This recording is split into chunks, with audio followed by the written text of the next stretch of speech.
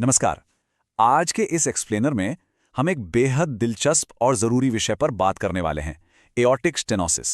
नाम थोड़ा भारी लग सकता है, लेकिन यकीन मानिए, अपने दिल के काम करने के तरीके को समझना ही एक हेल्दी और प्रोएक्टिव हार्ट केयर की सबसे मजबूत नींव है। तो चलिए, बिना किसी देरी के शुरू करते हैं।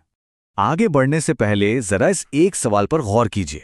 क्या होगा अगर हमारे शरीर का सबसे इंपॉर्टेंट दरवाजा पूरी तरह से खुलने से ही इनकार कर दे? सोचने वाली बात है ना? हमारा शरीर किसी शानदार मशीन से कम नहीं है, और अगर इस मशीन का कोई मेन दरवाजा अटक जाए तो पूरे सिस्टम पर क्या असर पड़ेगा?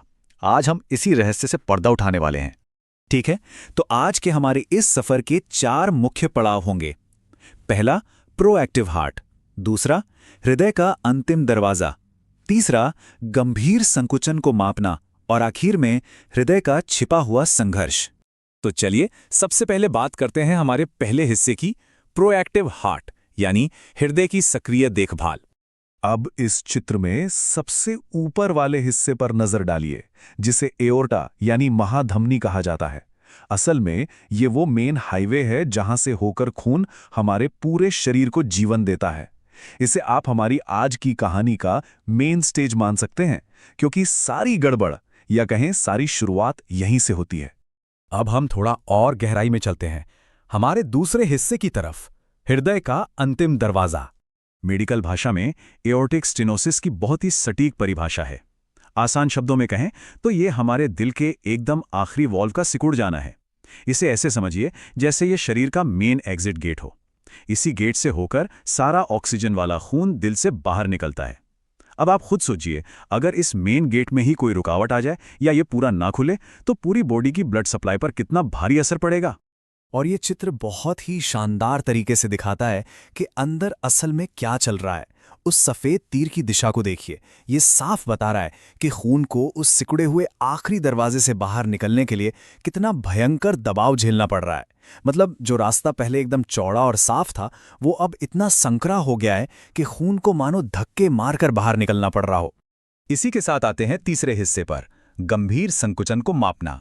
चलिए देखते हैं कि गणित के हिसाब से कितना सीरियस मामला है। ये आंकड़े सच में हैरान करने वाले हैं।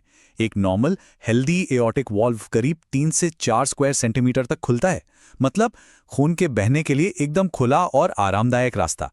लेकिन जब स्टेनोसिस गंभीर हो जाता है तो खुलने की यह जगह सिकुड़कर 1 स्क्वायर सेंटीमीटर से भी कम रह जाती है। जरा सोचकर देखिए, जहां पहले एक पूरा चौड़ा रास्ता था, वहां अब खून को एक छोटे से छेद से गुजरना पड़ रहा है। ये तो एकदम ट्रैफिक जैम वाली स्थिति हो गई।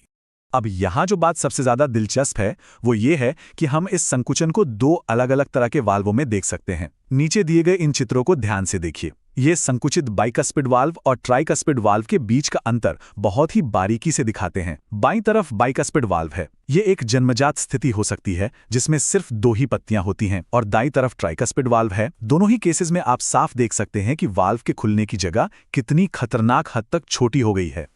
अब हम बढ़ते हैं अपने आखिरी और शायद सबसे अहम हिस्से की तरफ, हृदय का छिपा हुआ संघर्ष।